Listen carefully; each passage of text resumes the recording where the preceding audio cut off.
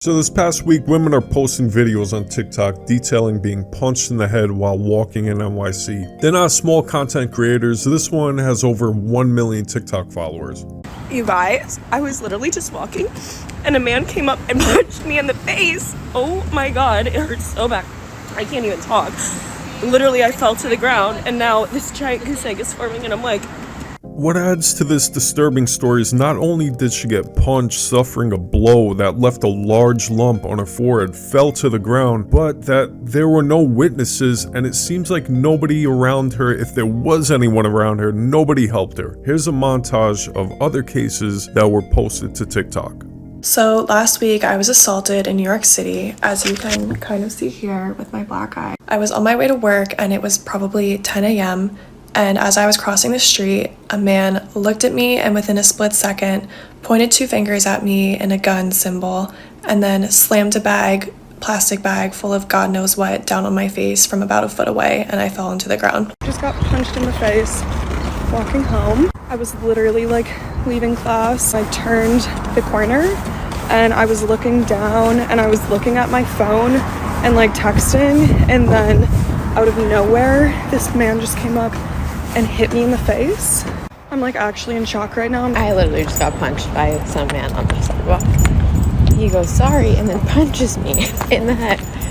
Holy fuck, what the hell just happened? I was punched in the head in New York City on Saturday, March 23rd, in Times Square. I was walking out of the Times Square station, train station, and a random man came up and punched me in the head. But I turned around at the moment and he was running after me, and he ended up just like walking down the avenue, and I ended up taking a video. This is the wanted post for the man that assaulted me on Saturday, March 23rd.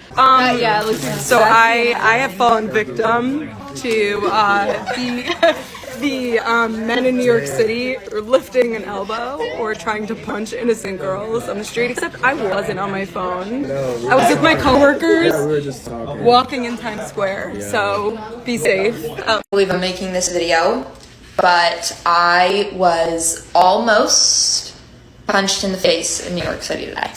I'm sure we've all seen the fucking... So most cases, if not all, they were looking down on their phones, and the tone from most of them post-assault, they seem like they're having fun with it, posting it immediately to their followers on social media, just like a daily vlog. It seems harmless, but why aren't they calling the feds and filling out reports, describe the man, get some eyes on what's actually going on? It looks like only one of them did that immediately. And you heard it from them. Times Square. There is always a large police presence in Times Square, and it's packed full of tourists, rain or shine.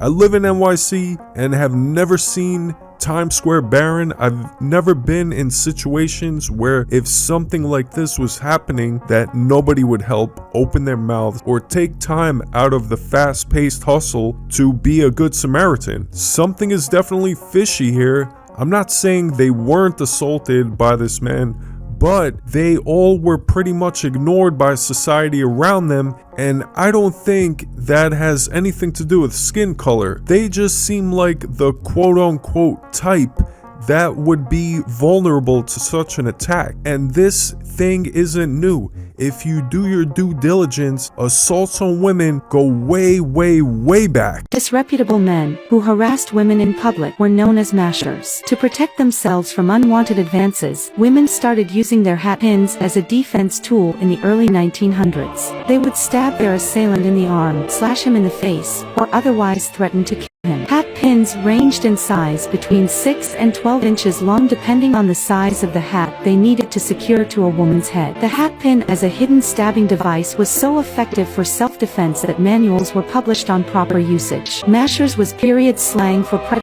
or lecherous men. Working women and suffragists seized control of the conversation, speaking out that it is a woman's right to move freely, alone, in public. I know what the argument here is, that we're way past those days, but as the saying goes, history repeats itself and the vulnerable will always be vulnerable in some shape or form. Here's another story where a woman, not a man, was assaulting other women in NYC at the West 4th subway station. Whatever happened to the lady punching people at West 4th? A victim describes a 5'4" white lady known as the West 4th puncher targeting women wearing glasses. Now, there's no evidence of the West 4th puncher. This TikToker likely lied and did it for viral clout. Listen, NYC and big cities are dangerous, and with the current administration in NYC post-lockdown, it just added to the mess. We have migrants moving into the big cities. It's gotten worse than it was, and it's not getting better anywhere. Military is literally posted in the NYC subway system because of the state of things. These TikTokers brought awareness to nothing but the horrible condition the city was already in for years. I'll never forget the quote-unquote protest breaking into stores in front of police officers that did nothing, and it was posted live stream on Facebook and other social media sites. They did absolutely nothing. In addition, there was always a level of danger. Have you ever heard of the knockout game? Play the clip. New at 11 now, an alarming new wave of attacks across the nation this is something known as the knockout game. The goal is having a group of men targeting an unsuspecting victim on a sidewalk and then just trying to knock them out with one punch. And look at this man's story. This is nothing new. It's getting so much more dangerous, especially for women. A random man swung on my girlfriend in the street, and I was in the car watching it happen because she just got out of the car. And I guess he didn't know that I was with her. So I jump out of the car, I start fighting the guy. Here's a quick clip. I saw it. Stop! Luckily I was there because I don't know what would have happened if I wasn't there. But the general gist of it is we were swinging on each other. He's grabbing me, he's grabbing my sweater a lot, and he pulls my sweater like kind of over my head a bit. I trip down a curb, I end up on the floor, and he runs off. We called the cops, we filed a report and all that stuff, but it's just super unfortunate the fact that there's people out there just like swinging on random women, trying to hurt women. This here is his face, so if you see him, definitely call the cops and report him. He has a big scar on his face, which is really distinct. But be safe out there, keep pepper spray in your pocket and be aware of your surroundings. Luckily, the female had a strong man to defend her. At the end of the day, listen, women. Listen. You need strong, stoic men around you that will protect.